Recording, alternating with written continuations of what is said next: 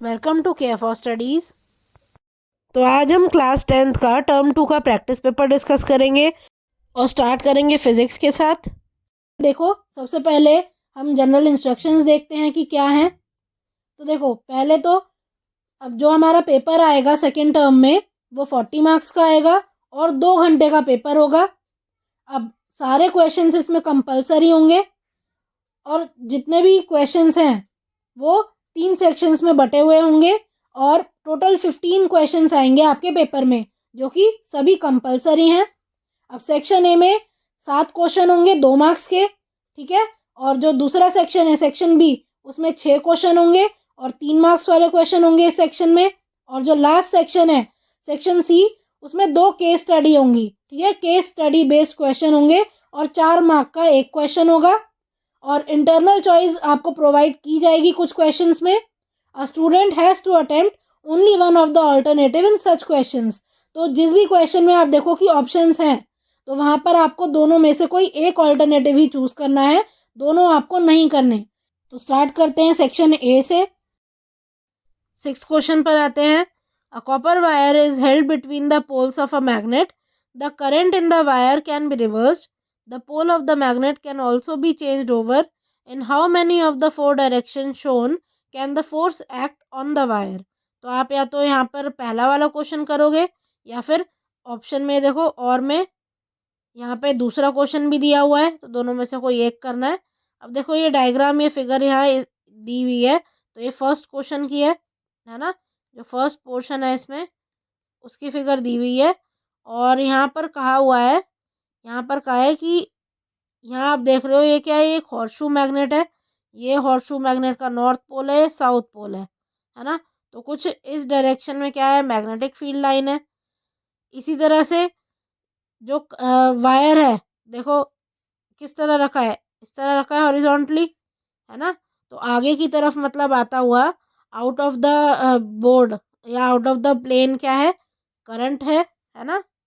Out of the board या out of the plane क्या जा रहा है, ये करंट है। ये क्या है, ये मैग्नेटिक फील्ड है ना, मैग्नेटिक फील्ड है ये। अब फोर्स क्या होगा, इनके परपेंडिकुलर डायरेक्शन में होगा, है ना। फोर्स का क्या होगा, इनके परपेंडिकुलर डायरेक्शन में होता है। अब हमें बताना है, सबसे पहले तो देखो फोर्स क्या है, परपेंडिकुलर डायरेक्शन में होगा। तो यहाँ देखो, यहाँ हमें ये बताना है कि अगर हमने यहाँ पे करंट की डायरेक्शन चेंज कर दी, है ना। मान लो मैग्नेटिक फील्ड यही है, बी से लिख देती हूँ इसे मैं, और करंट ऊपर की तरफ है 90 डिग्री इस तरह। करंट मान लो मैंने अब नीचे ये आउट ऑफ द प्लेन ना करके इनसाइड ऑफ द प्लेन कर दी, है ना, कुछ इस तरह से। तब आपको बताना है अब जो फोर्स की डायरेक्शन होगी वो क्या होगी, है ना। और क्या कर सकते हो आप, यहाँ लिखा है कि the pole of the magnet can also be change. तो अगर मैंने मैग्नेट का जो पोल है वो भी चेंज कर दिया, मतलब नॉर्थ को साउथ और साउथ को नॉर्थ कर दिया, तो क्या होगा, मैग्नेटिक फील्ड लाइंस जो है क्या हो जाएगी, डायरेक्शन इस तरह हो जाएगी, है ना। इस तरह हो जाएगी, इसकी डायरेक्शन चेंज हो जाएगी ना। तो अब आपको दो इन सभी केसेस में बताना है कि जो फोर्स है वो किन किन डायरेक्शंस में जा रहा होगा, किन किन डायरेक्शन में फोर्स की डायरेक्शन चेंज हो रही होगी। तो देखो, जो फोर्स है फ्लेमिंग रूल लगाएंगे यहाँ पे, है ना, लेफ्ट हैंड रूल लगाएंगे। एक बार मैं रब कर देती हूँ क्योंकि दिख नहीं रहा है। देखो, एज पर the Fleming left hand rule, Fleming left hand rule में क्या होता है, देखो कुछ इस तरह से। स्टार्टिंग में क्या दिया हुआ है, स्टार्टिंग में दिया है कि मैग्नेटिक फील्ड लाइन जो है वो इस डायरेक्शन में है ना। मैग्नेटिक फील्ड लाइंस इस डायरेक्शन में है ना। यहाँ देखो ऐसे ही तो जा रही है, नॉर्थ से लेके साउथ। और क्या कहा गया है, इस तरह से यहाँ क्या है, करंट है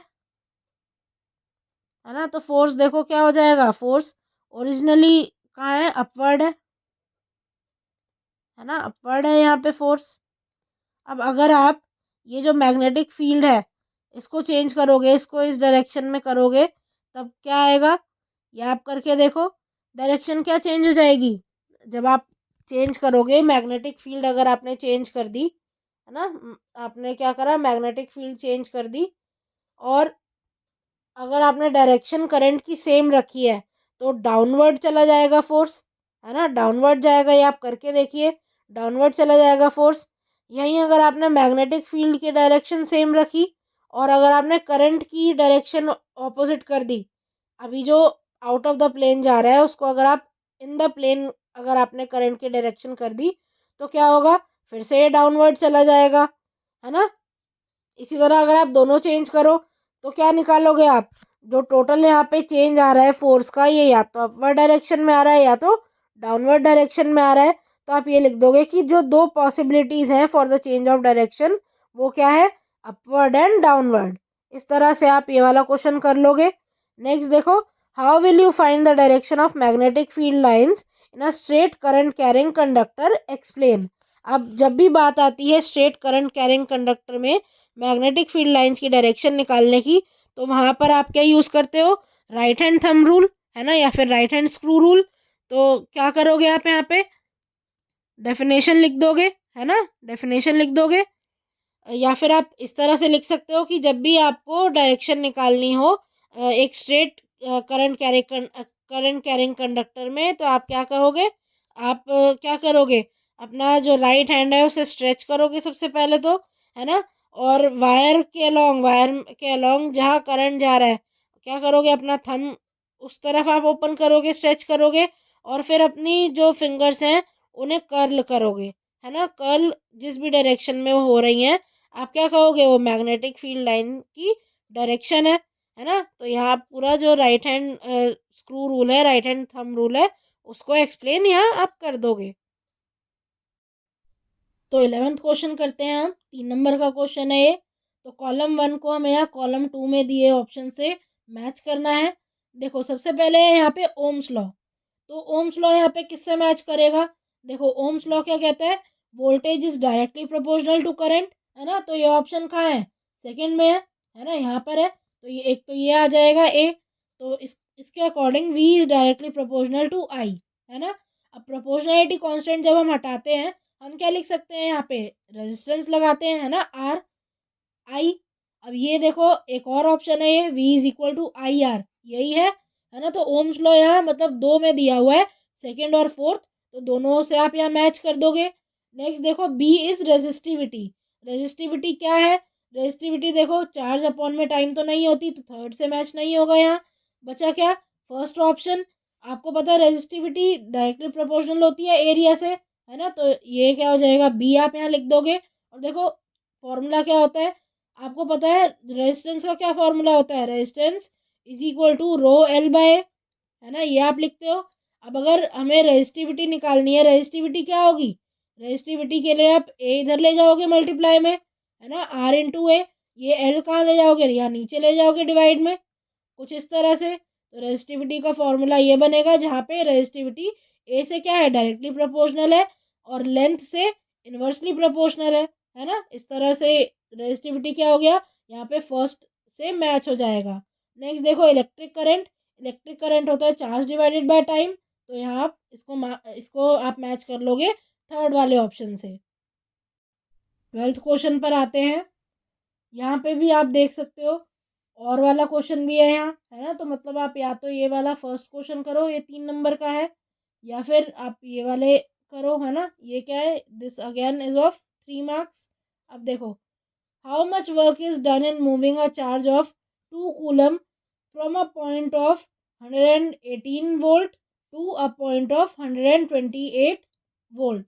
तो यहाँ कहा गया है कि अगर 2 कूलम चार्ज को हमें मूव करना है 118 वोल्ट से 128 वोल्ट तक, तो कितना वर्क वहाँ पे किया जाएगा। अब देखो वोल्टेज का क्या फॉर्मूला होता है, वोल्टेज का फॉर्मूला पढ़ा था हमने, वर्क अपॉन में क्या होता है, चार्ज, है ना। तो जितना भी वोल्ट, या फिर आप लिख सकते हो डिफरेंस इन वोल्ट, है ना, डिफरेंस इन वोल्ट, जितना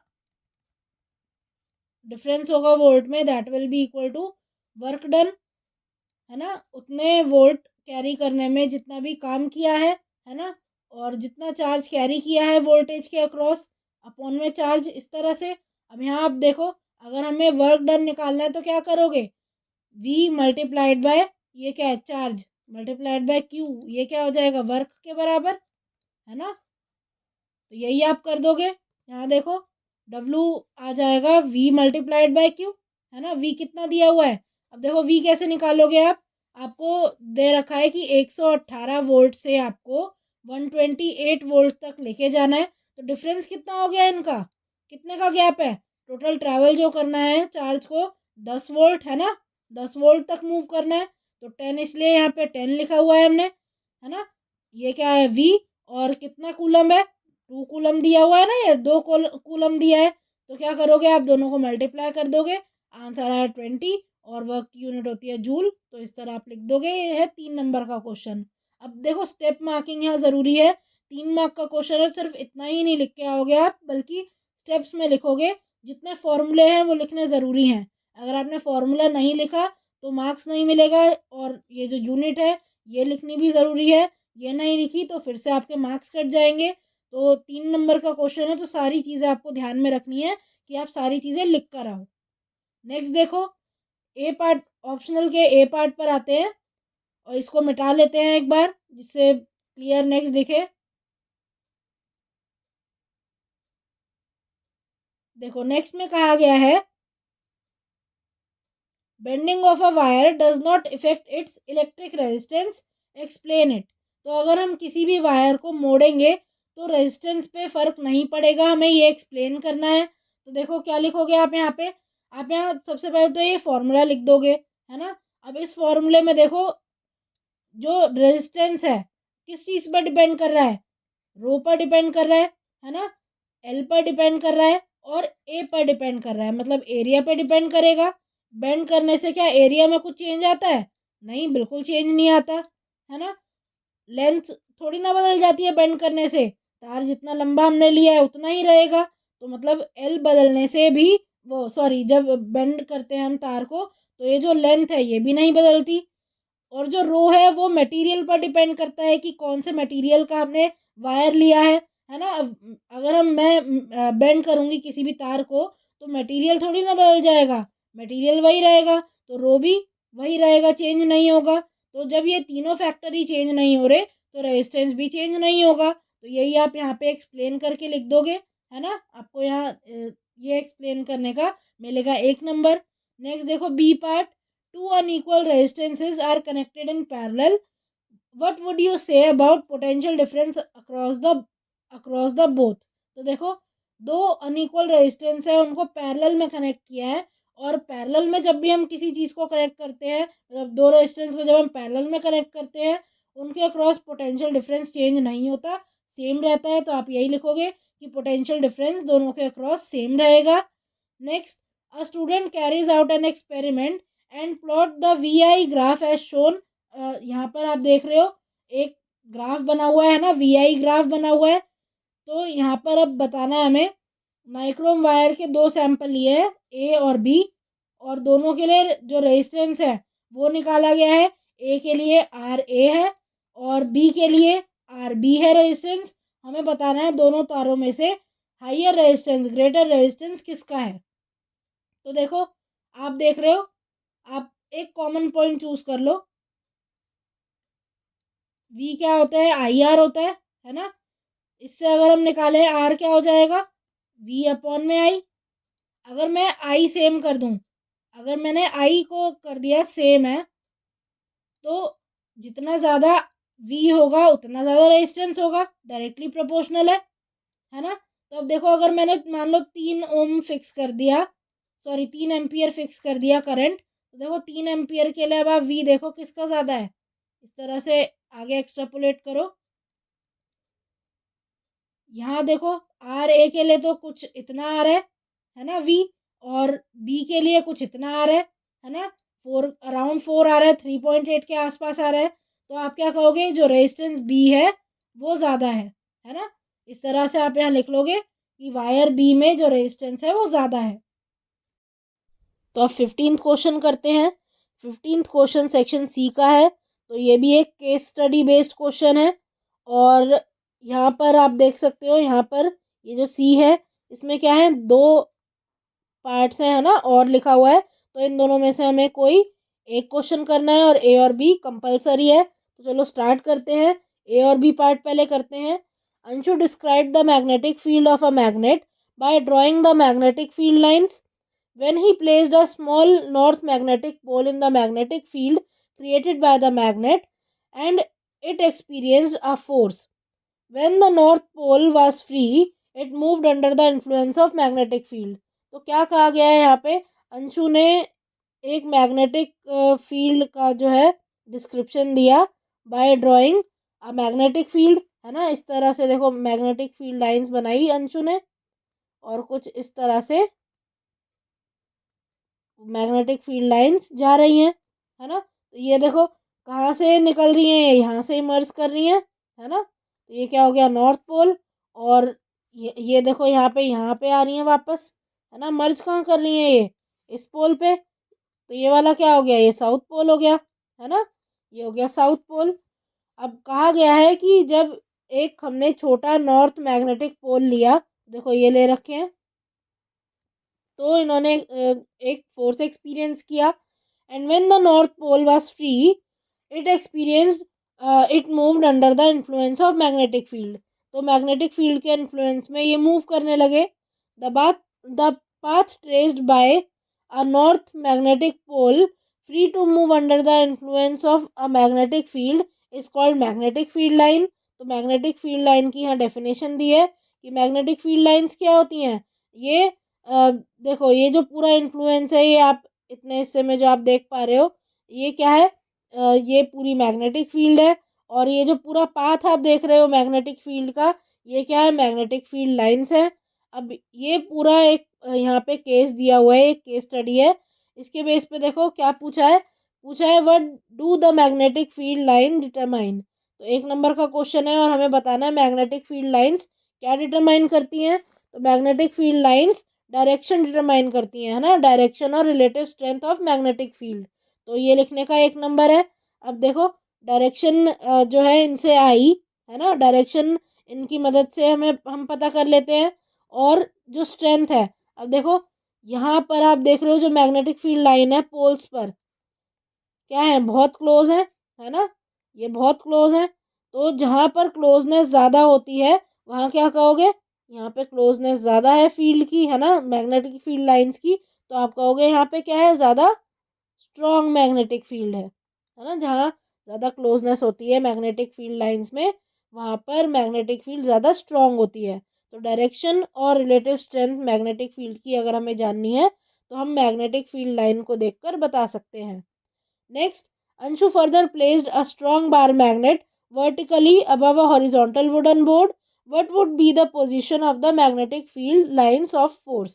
तो अब कहा गया है कि इसके ऊपर अगर वर्टिकली हमने एक और स्ट्रॉन्ग बार मैग्नेट लगा दी तो क्या होगा। तो देखो हॉरिजॉन्टली तो ये जो मैग्नेटिक फील्ड लाइंस हैं ये जा ही रही हैं, क्योंकि ये क्या है, ऑलरेडी ये एक मैग्नेट है।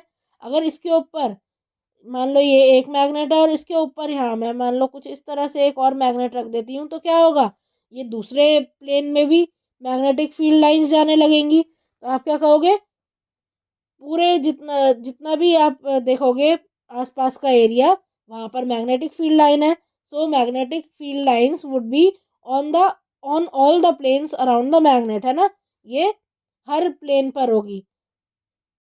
सी पार्ट में देखो, draw magnetic field lines of a bar magnet. या तो आप ये वाला क्वेश्चन करो, या फिर the magnetic field lines do not cross each other why. या फिर आप क्या करो, मैग्नेटिक फील्ड लाइन एक दूसरे को इंटरसेक्ट नहीं करती, क्रॉस नहीं करती, इनका रीज़न बताना है। तो देखो सबसे पहले तो क्या करोगे आप, बार मैग्नेट का आप इस तरह डायग्राम बना सकते हो। क्या किया है देखो, ये बार मैग्नेट है ना, ये बार मैग्नेट है, ये नॉर्थ पोल है और ये साउथ पोल है। अब जो मैग्नेट में जो मैग्नेटिक फील्ड लाइंस हैं, देखो नॉर्थ से निकलती हैं वो, है ना, नॉर्थ से निकलती हैं और कहाँ जाती हैं, नॉर्थ से निकलती हैं और साउथ में जाके इमर्स होती हैं कुछ इस तरह से। तो आप इस तरह से ये मैग्नेटिक फील्ड लाइंस बना लोगे। और इनसाइड द मैग्नेट देखो ये होती है डायरेक्शन कुछ इस तरह, है ना। तो आप यहाँ पे इस तरह से बना लोगे। ऐसे ही और फील्ड लाइंस भी बना लो आप इस तरफ, है ना, और भी बना सकते हो आप, इधर भी बना सकते हो।